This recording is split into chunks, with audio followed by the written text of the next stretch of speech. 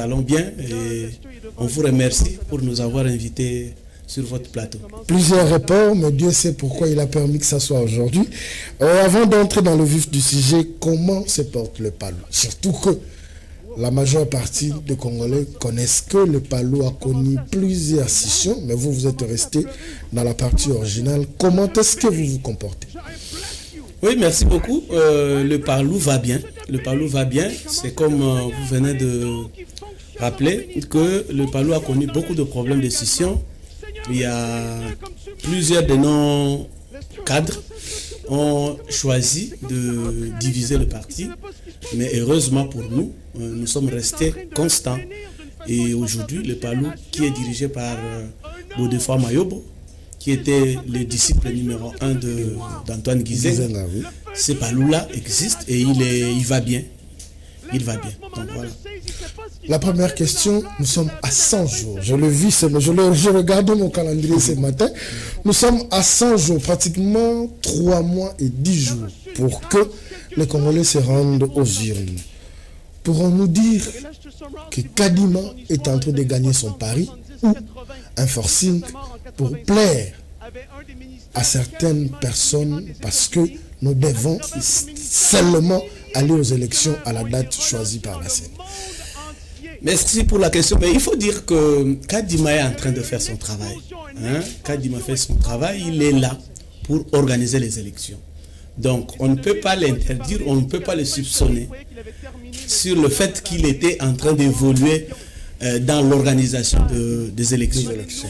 La difficulté avec les élections en Afrique, en général, mais au Congo en particulier, c'est que le processus n'avance pas en améliorant. La difficulté, c'est ça. Donc, nous sommes en 2006, quand on a commencé à organiser régulièrement les élections. Alors, quand vous regardez les élections en 2006, vous regardez celles de 2011, 2018, vous vous rendez compte qu'au lieu de progresser, c'est comme si on est resté stagnant. Parfois, on recule. On recule. Pourquoi? Parce que les processus mis en place, le mécanisme qui accompagne ces processus, parfois, ne sont pas clairs, où chacun veut tirer l'épingle de son côté. C'est là la difficulté avec je vous laisse parler, mais le plus souvent, comme ce ne sont pas les opposants qui organisent, donc c'est les régimes qui essayent de voir tout cela, ou de manigancer tout cela. Est-ce qu'il fallait désigner le régime ou les opposants? Je ne sais pas. Mais quand vous regardez par exemple le processus de désignation de membres de la CENI, vous avez vu même le président de la CENI qui devait venir du côté confession religieuse.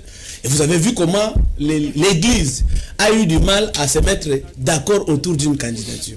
Donc ça, c'est pas le pouvoir. C'est vrai qu'il peut y avoir des influences, mais du moins visiblement, nous savons que c'est l'Église qui devait désigner. Donc, la difficulté, ce n'est pas seulement du côté pouvoir ou du côté opposition. Mais moi, je pense que tous, nous devons intérioriser cette question, voir comment nous allons faire pour que le processus soit un vrai processus qui est accepté par tout le monde. C'est ça en fait la grande question. Mais ce n'est pas qu'on ne doit pas désigner seulement l'opposition ou désigner le pouvoir. Mais vraiment, tout Congolais doit comprendre que c'est le seul chemin qui devait nous permettre d'arriver à obtenir un pouvoir légitime. Alors ce chemin-là, on devait tous travailler pour l'améliorer.